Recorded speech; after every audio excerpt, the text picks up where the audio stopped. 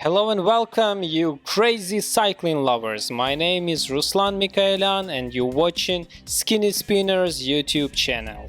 For those of you who don't know me, I am an amateur cyclist from Kyiv, Ukraine, and you're watching the first stage of Tour de KARNTEN. This is the 6th-stage race, which is held in Austria, maybe and probably the best stage race in Europe. So let's start. Before we dive into the race itself, it would be highly appreciated if you subscribe to my channel and hit that notification bell. By the way, this is the first time I'm doing the English voiceover, so your feedback would be again highly appreciated.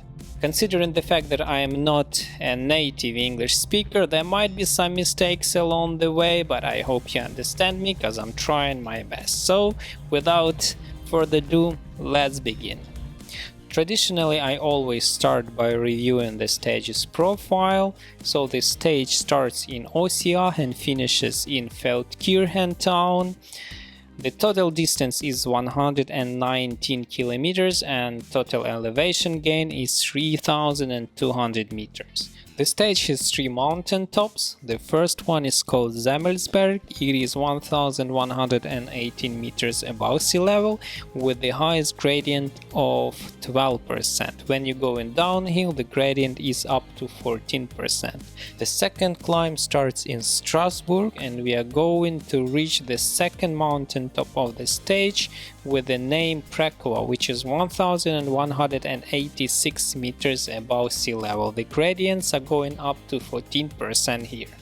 The descent is very technical and high speed. You can hit up to 90 kilometers per hour here, and after that the third and the last climb starts. We are going to reach the highest top finish of the first stage, which is Flatnitz, and it is 1,379 meters above sea level. The first part of the climb is not that steep, but the second is just nightmare. The gradients are up to 14% and its downhill is pretty technical as well.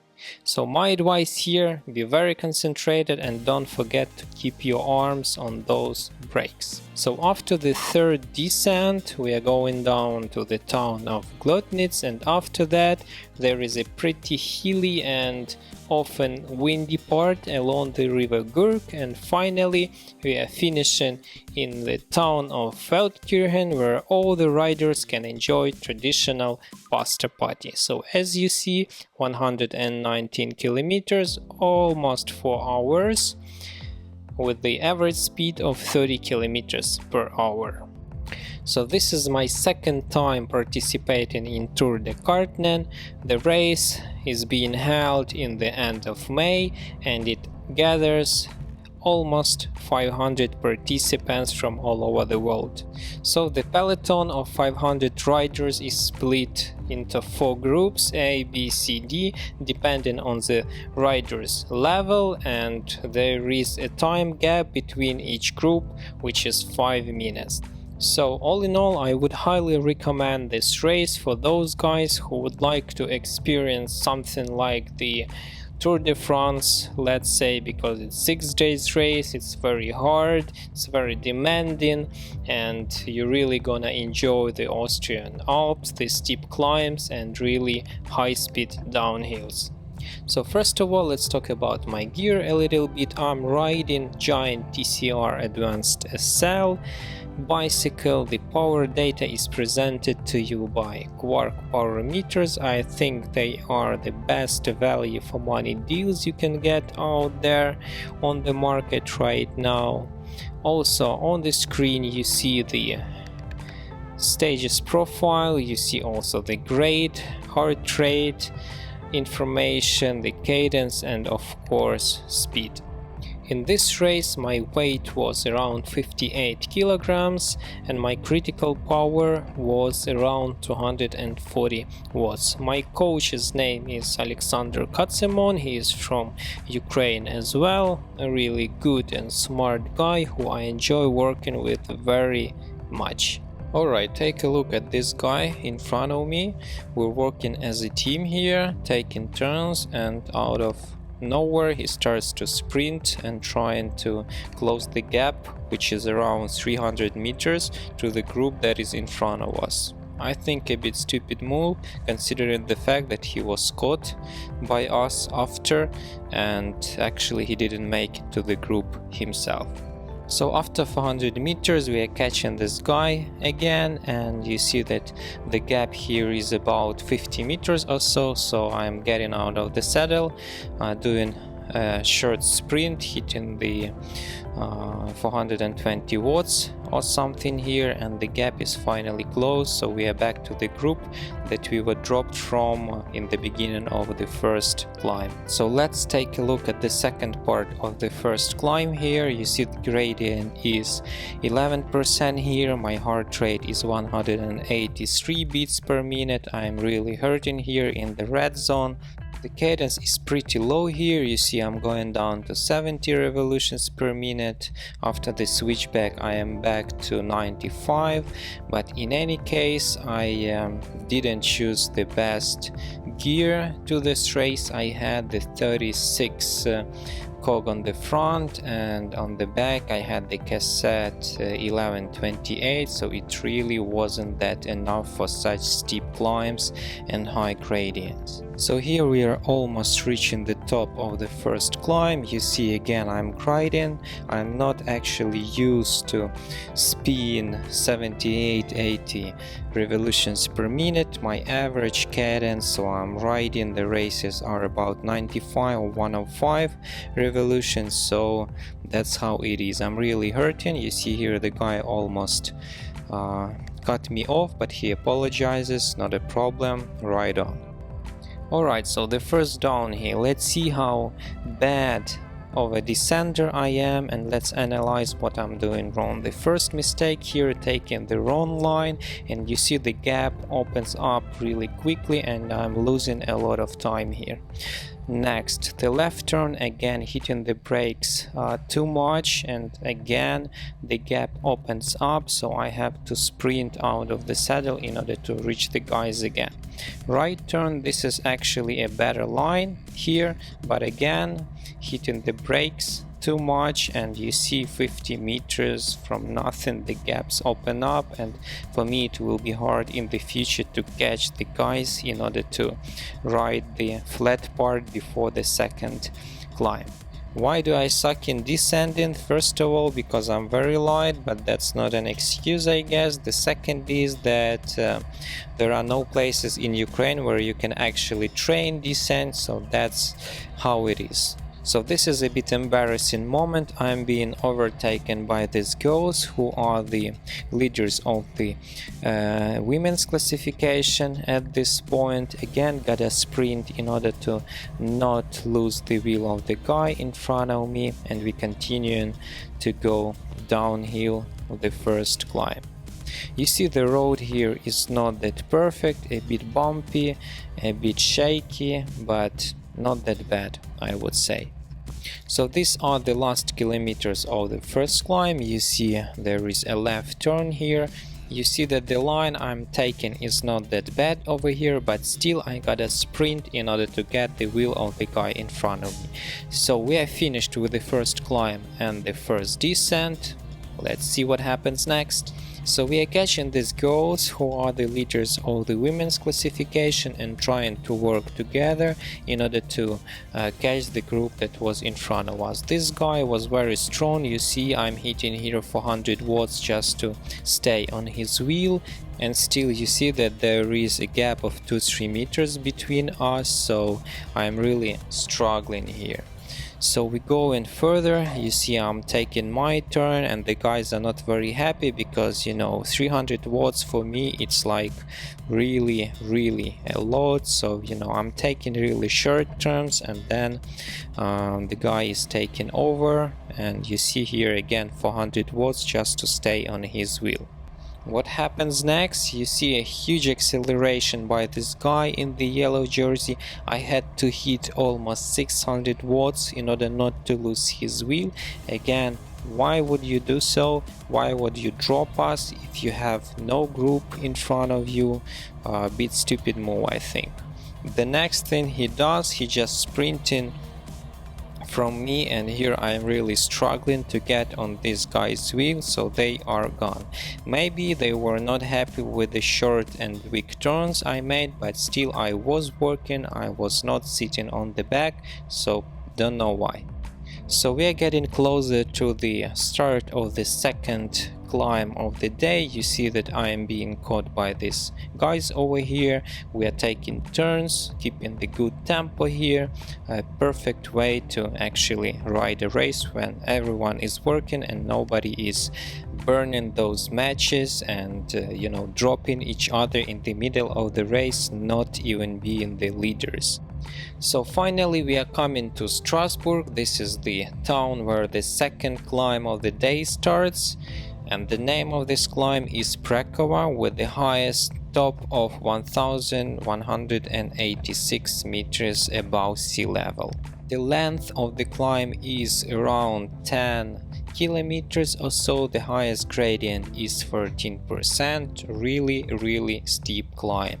You see that the cadence is dropping from 70 revolutions per minute, and right now you see that it's even lower, 58, 59 up to 60 revolutions per minute. So I'm killing my legs big time here. So basically, if you are planning on participating in Tour de KARNTEN next year, you still have the option to register. They have around 50 or 40 spots left, but you have to keep in mind that you gotta put 34th cog on the front and use like 1132 or better 1134 cassette in order to not lose your legs on such steep climbs as you see here.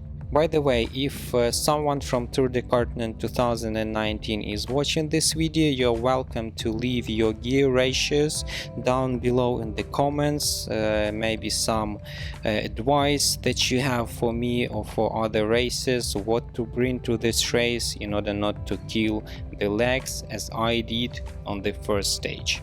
Alright, the second downhill is on the way. You see that it starts to rain over here, but we are really blessed with the weather. There was no actual rain, just a bit of drops here and there, so the road, you see that it's still pretty dry and not wet. I am not using disc brakes at this race, so when it starts to rain, you know that with the carbon rims and carbon brakes, you basically don't have any brakes while going downhill in the rain. The length of this descent is about 4 kilometers long. It's pretty technical. Considering the rain, you have to be a bit more concentrated. So here is the right turn, and you see the guy in front of us standing on the side of the road. I hope he didn't crash, and I hope that he is okay. So nobody, as you see, is taking any high risks over here. The speed is around 40-45 kilometers per hour.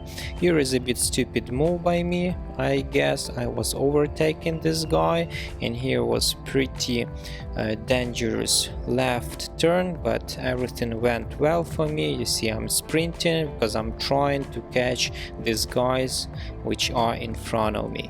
So this is pretty good line I took over here. You see I'm going wide, then close to apex and wide again, and sprinting again out of the saddle in order to not lose the momentum.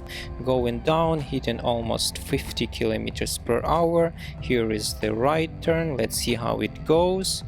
Okay, pretty good. So you see, as we go in further close to the finish, I am getting better in technique of downhill. So let's continue. We see here pretty high speeds. I'm hitting almost 70 kilometers per hour. Pretty straight roads, so you can take your risks, you know, get some adrenaline flowing in your blood. Really enjoy this kind of downhills without any turns. So the maximum speed was 77 kilometers per hour, not that high, but considering my weight of 58 kilograms, it's not that bad as well. So here is the left turn. Let's see what line I got to take. Not good line at all. You see that I had to brake really hard. We're going further, and right turn over here again, the line was really bad. Here I gotta sprint again out of the saddle in order not to lose the wheel of the guy in front of me. So after finishing the second downhill, we are going along the river Madnitz, really beautiful and picturesque place. On the right side you have the river, on the left side you have some cliffs. Really enjoy this canyon, and you see that there is still no rain, couple of drops, the road is a bit wet but still acceptable. Few minutes later we catching this group in front of us, and it starts to rain really bad. Actually, we were really blessed that this rain was not pouring while we were going downhill, because that would be very dangerous. So this is the first part of the last third climb of the day. You see that it's not that steep, around 5%. The cadence here is pretty high. You see I'm hitting 90-95 revolutions per minute, so everything goes really smooth and well. So this is the second part of the climb to Flatnitz, with the top finish on the 1379 meters above sea level. You see that it's pretty steep. It starts right after the feed zone of the day, and this is the place where I was really struggling.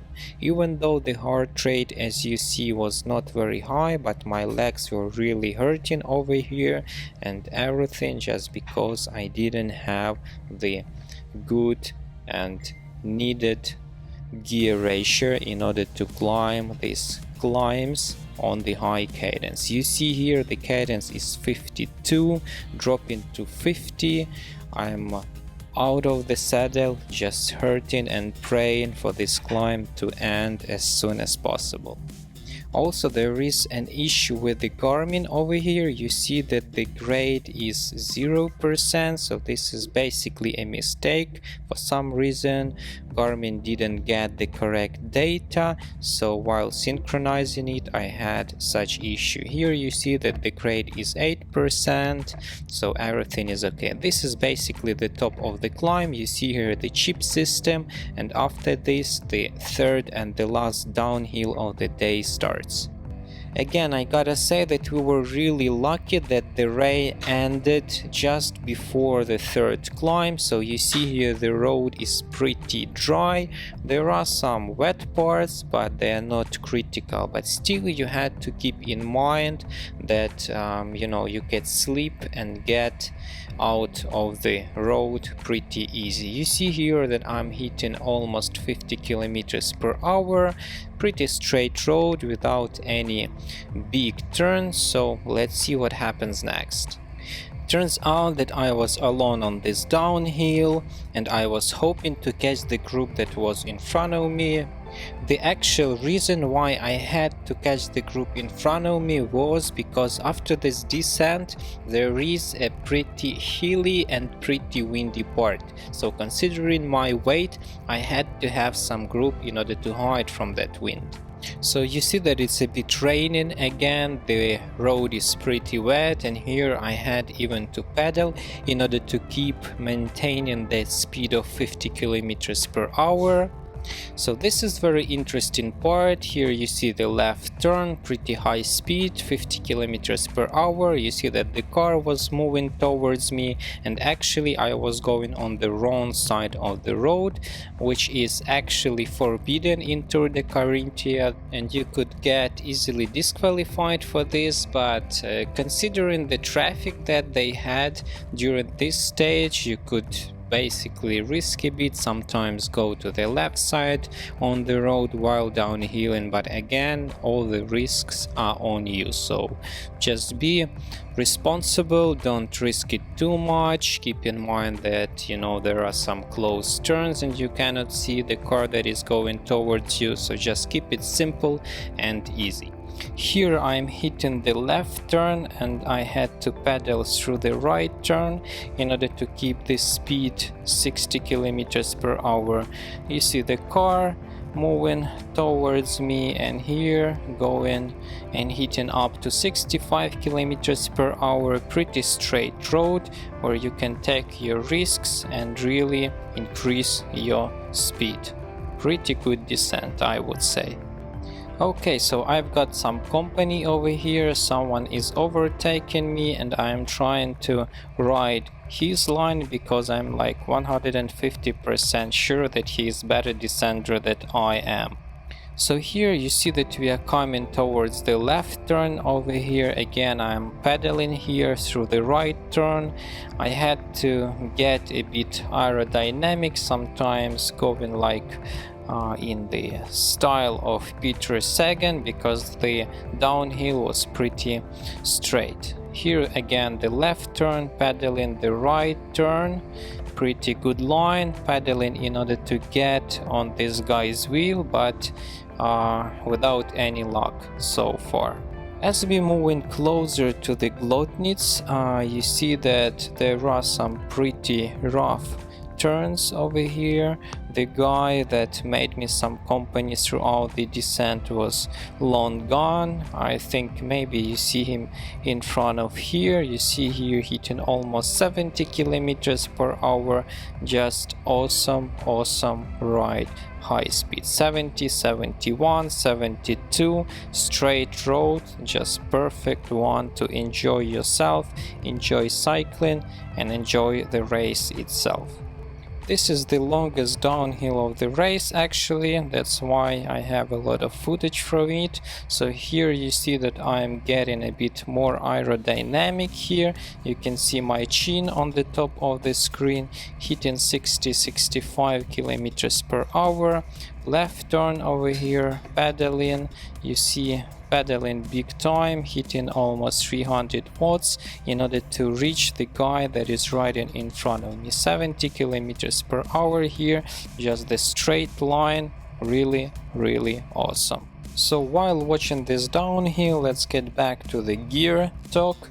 I forgot to mention that this year was the first year that I made a big switch to the tubeless system. I'm riding giant SLR1 rims with the profile of 42 millimeters, have the tubeless tires with the width of 25. The brand is also Giant Gavia AC0.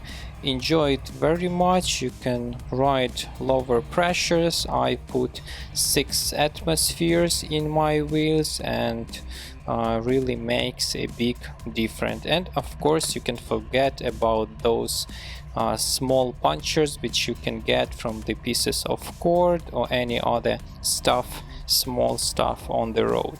So here we are, we're already in Feldkirchen, close to finish, maybe 1 or 1.5 kilometers left over here. I was caught by the group of these guys and all that hilly part was going with them, hiding from that wind. You see here the roundabout, they made this finish a bit safer than the last year. Here maybe 800 meters to the finish. You see that we are hitting here again the right turn closer to the center of the city. Pretty narrow road, sometimes a bit bumpy because of the pave. I am on the back of the group. I know this finish, that's why I was waiting for the right moment. Here you see that I'm hitting 400 watts just to close this gap that was opened up before these girls and the guy in the green jersey. Here I am going to the right. Maybe that was a mistake because the battle line was actually on the left side because it's not that bumpy over there. So the girl is out sprinting me here easily. She had more power in her legs obviously, and here is the last left turn and we are finishing the first stage of Tour de KARNTEN. That's it. So thank you for watching. I Hope that you like this video. If you do, make sure to subscribe to my channel, hit that notification bell, leave your comment down below. If you have any questions, I would be happy to answer them, and see you in the next video. Have a great day. Bye bye.